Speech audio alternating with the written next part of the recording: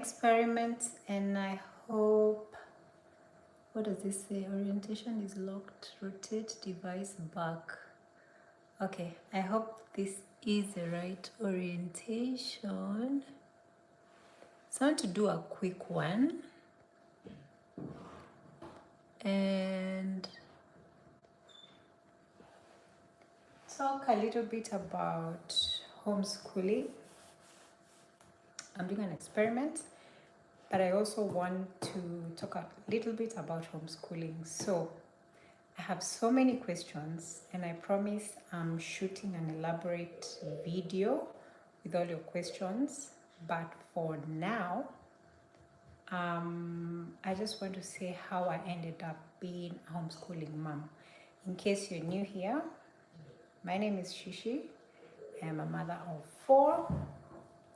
My kids are between age 5 and 12, and I've been homeschooling them since January last year.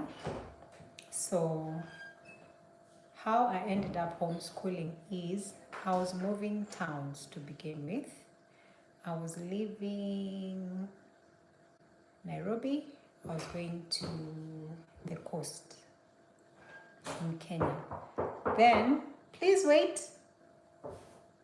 Then my immediate need for schooling the kids, I thought, would be homeschooling, and that was my plan. So we moved to the coast in 2024 January, and with no knowledge or just a little bit of knowledge about homeschooling, I decided that I was going to homeschool my children. So fast forward, of course, I ask, I think online, and I get a few leads. There's a Facebook group, which I thought they were too advanced for me because it was just beginning. Everybody seemed to be on it, so I didn't feel like I belonged there. But in the process of it, I got introduced to a homeschooling community. So people had so many curriculums. Now, my kids were doing the Accelerated Christian Education, that is ACE. It's an American curriculum. They were in a physical school called Abacus. So the model is good, but I just had a little bit of an issue when it came to the religious part of it. Otherwise, the model is good. How they learn to read, how they learn to read. The culture of the school was very good. The teachers were really good. And before I came across the school, I had just heard about ACE, and I knew people who are homeschooling. That's a curriculum they follow. So since we're in physical school, I did not have to join the homeschooling communities who did ACE, because at that point, that's the only curriculum that I knew that had homeschooling communities in different regions. Like, for example, if you live in Muthaiga, I think Thika Road. If you live in Karen, if you live in Rongai, okay, this is for Kenyans. People were grouped in their own regions, how they used to do activities together outside of the home, whether it's sports, mostly it's sports. So I opted for ACE because I found a school. The school was right where I lived, so I thought that was perfect.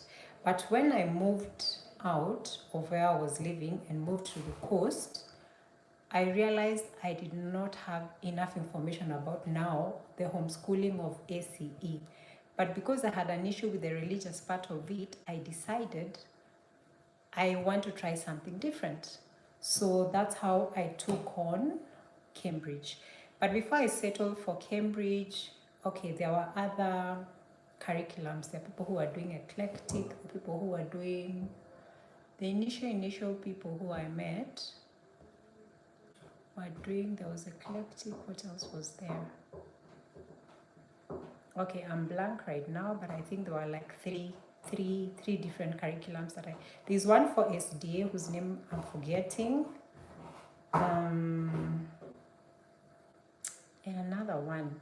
Anyway, I'll have all the details in my next video, but I just wanted to give you a background of how I became a homeschooling mom.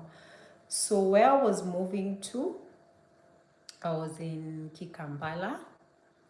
There was really no homeschooling community to talk about, but the person who was going to help me out with the homeschooling had referred me to a school there, but I was not ready for it then.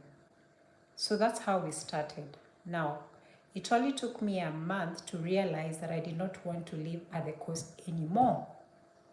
But we had started out our work. I needed, from what I had inquired, of course, I needed a computer. I needed resources. When you go online, especially on Twinkle, if you just go to twinkle.com, there's resources from, at least I know there's CBC, there's Cambridge, there's resources for learning for kids in primary school. So I went to Twinkle, I had something to latch on, but still, I really did not have any idea what I was doing. Then we started traveling. So we're coming from Kenya, we've gone to Tanzania. I remember I only had steady internet for 2 weeks, my first 2 weeks in Tanzania. That's the only time I had steady internet. And because we are in a hotel, I decided to just pace myself. If we wake up after breakfast and kids decide that they only want to do so much or they're even tired, then we took the day off. And the next day we tried again. In the afternoon, you go to the beach, have some fun, come back in the evening. That is how I did it for 4 weeks. Then we started moving again. We moved from Tanzania to Zambia. We were basically on the road because it was like 2.5 days in a train. Then we spent the night at the Tunduma border, in Zambia at the border. Then took another bus that took like 18 hours to Lusaka. We were on the road. Then Lusaka, we spent a whole day waiting around and doing logistics for our next move. Spent the night, took another bus to Mozambique border. Spent the night, another bus to Tet. Tet is in Mozambique. Spent the night, another bus to Shimoi. Shimoi is a town in Mozambique. Then Shimoi to Maputo. So all these places you're going, of course, there is no homeschooling going on. Then we arrived in Maputo. Now Maputo has been hosted by a friend who, thankfully, was very resourceful in herself, and it also the resources she had in her house. She had a child who was my eldest. She was 10. I think she was in year 5. Yeah, I think she was in year 5. So all the books she had used from the beginning to year 5 were available.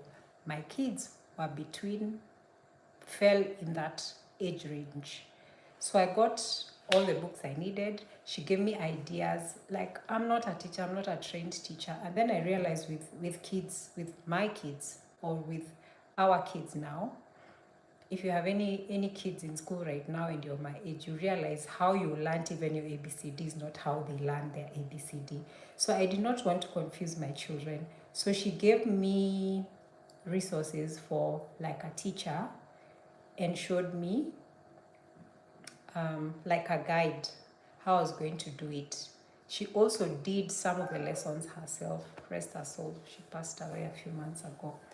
She guided me. She actually taught me to teach my children, and she also taught them. So that really helped. So we are talking, this is now March. So we stay in Maputo all of March and part of April.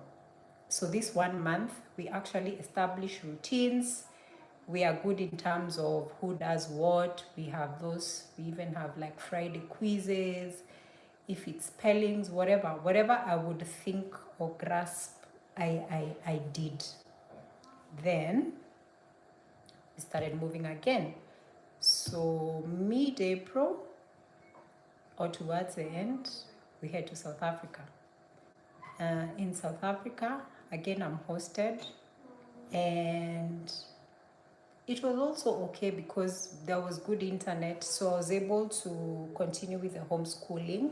Not as much as I would have wanted, given we were in a space that was someone else's house. But especially for the older ones, it was easy. I would just tell them, today you're writing an essay on something, or let's do math on page, whatever. Like, just give instructions and they would do. Then I would mark, we would go through the work together. That was easy. But for the younger ones, I realized I was struggling a little bit. And in a sense, I felt as if I failed my older daughter, who was 7 at the time. I feel like I didn't do enough with her. And the little one was 4.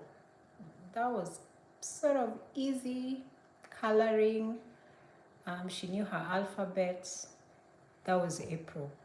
In May, we moved to an apartment in a different location, and we tried. But the thing I remember the most, it's not even the homeschooling, it's the cold. The winters in South Africa are, they are cold. So you wake up in the morning and you really don't want even to uncover yourself. We tried.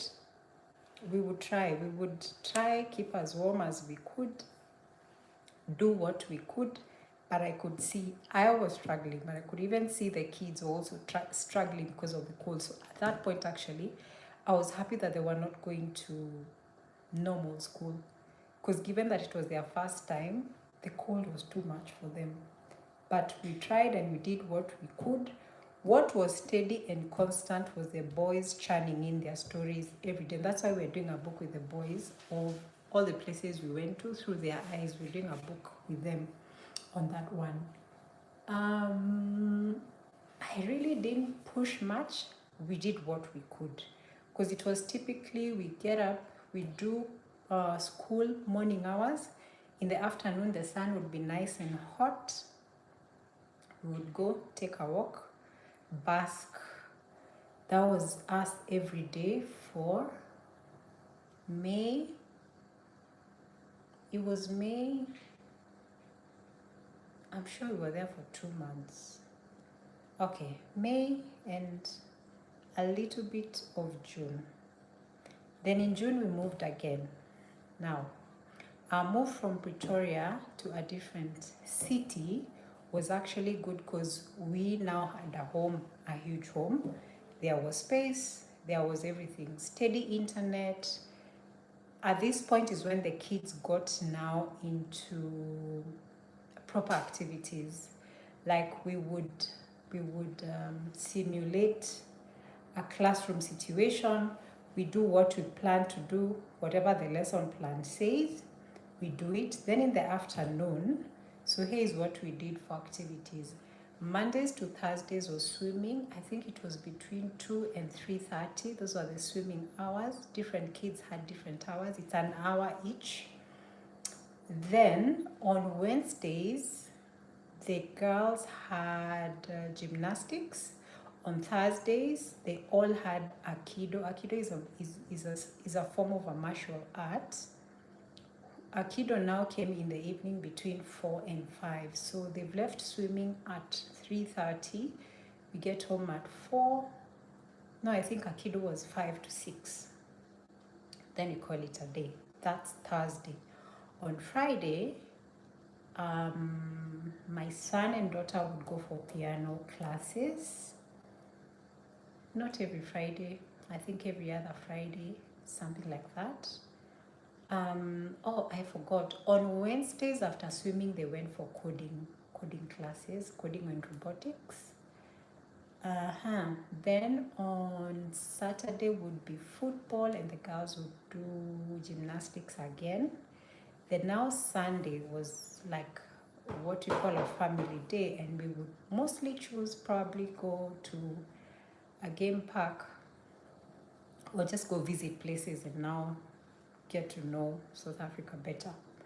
So that was the routine all of June, July, August, September. Yes.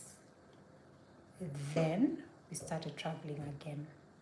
So there are some misconceptions that homeschooling is easy. I think it depends.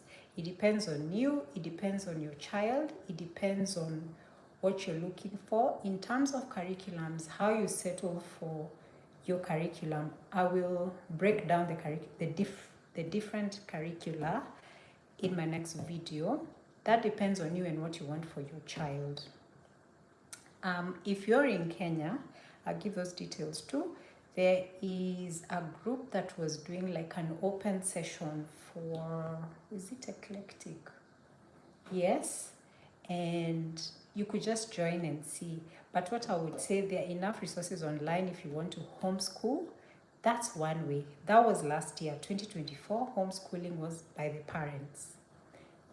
In 2025, although this started towards the end of 2024, we had thought maybe we need to try something different and enroll the kids in online schools. Now, the school that came highly recommended was not very, should I call it user friendly?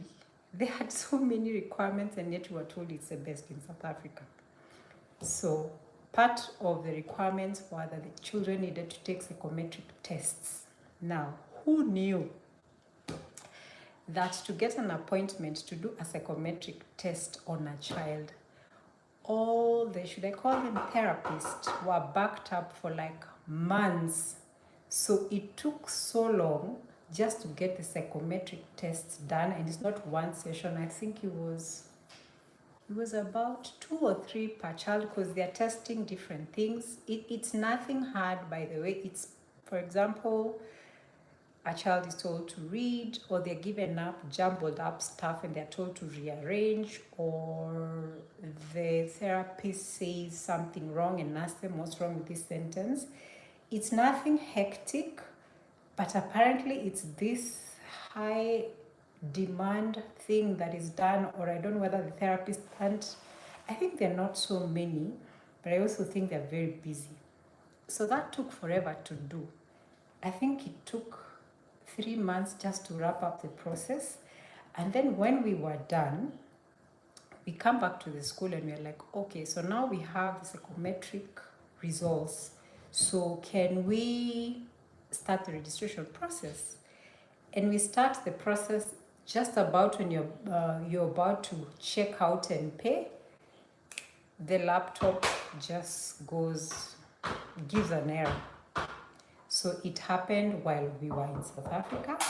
Like, you try today, you try tomorrow, then you say, okay, let's try the next day.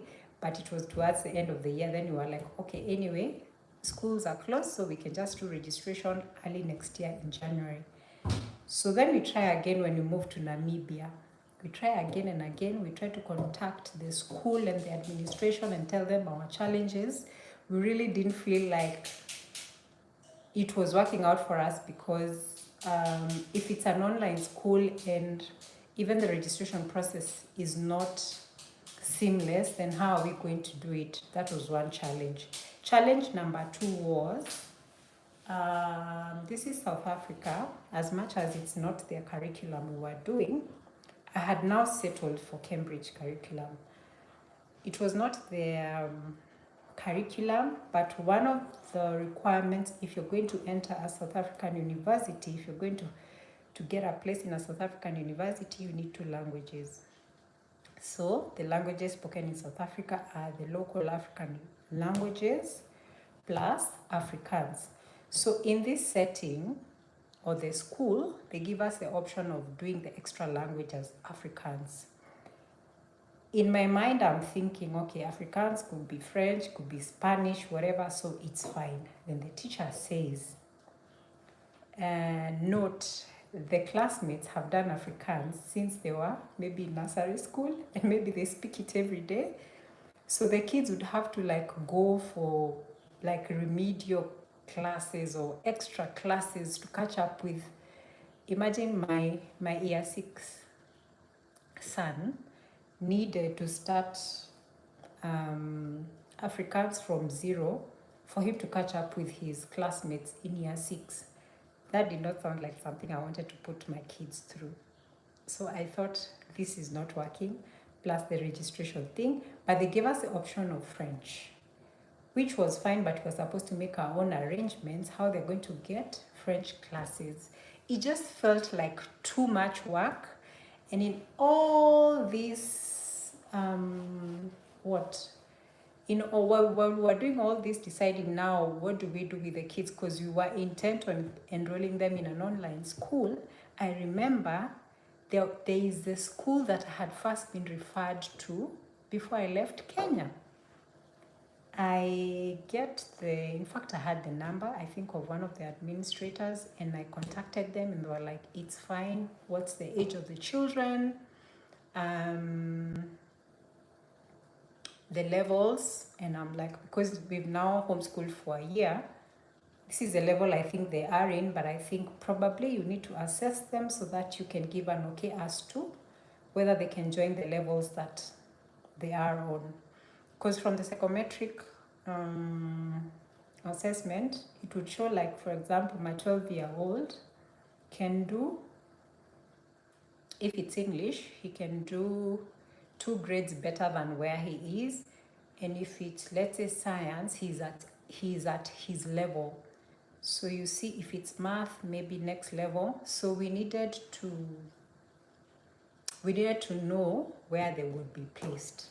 So that's how we now settled for online schools. But we started with one child. We started with the second born. The reason the firstborn did first enroll in an online school was because we thought he was going to do his checkpoints immediately in April. But apparently we were late to register. So at the time we thought we just get him tutors. They only test 3 subjects. We get him tutors to prepare him for his checkpoint. Checkpoints are the exams they do at the end of primary. He prepares for his exams, he finishes, then now he can go on with normal learning. So we started off with the second born. The firstborn had his 3 teachers. I've done a video on that. Then the little girls had their 2 teachers. So that's how we started off.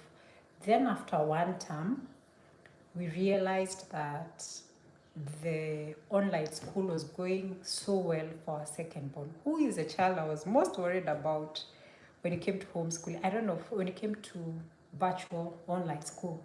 I don't know why I thought he would struggle to fit it, and yet he really loved it. He enjoyed it. He's a child who you need to wake up like 3 times before he wakes up. But since he started this school, if you just tap him, he wakes up, or you find that he's already up. So I thought this was good. He sets up his workstation or his school station. He doesn't need my help or our help setting up or doing anything. Like, he just sorted himself out. He was organized, and we thought this is good. So now, beginning this term is when now all the kids enrolled in the online school. So I'll tell you more about the virtual online school in our next video, and I'll also break down the curriculum. Someone else was asking about the exams. Exams are done in a physical center near you that you need to pre-book in advance. This was who? Purity. Pew. I hope you're watching this. So the checkpoints are done in a physical school. You pre-book. The child goes and does them. For us who are traveling, so we need to know, like, around the time of the exams, where will we be, so that we book at a center, a Cambridge center, and this could be any school or any outlet. Normally they will tell you the outlets that will offer such, but so far what I've seen in the African countries I've traveled is a Cambridge center. They are Cambridge schools, so I don't think it's an issue. Yeah, so that's it for today. I don't think this was not planned. But when you watch this, when you get to watch this, you can engage me, write more questions in the comment section. If you haven't liked our channel, please like our channel. We're going to have more and more homeschooling content moving forward from next week. So enjoy.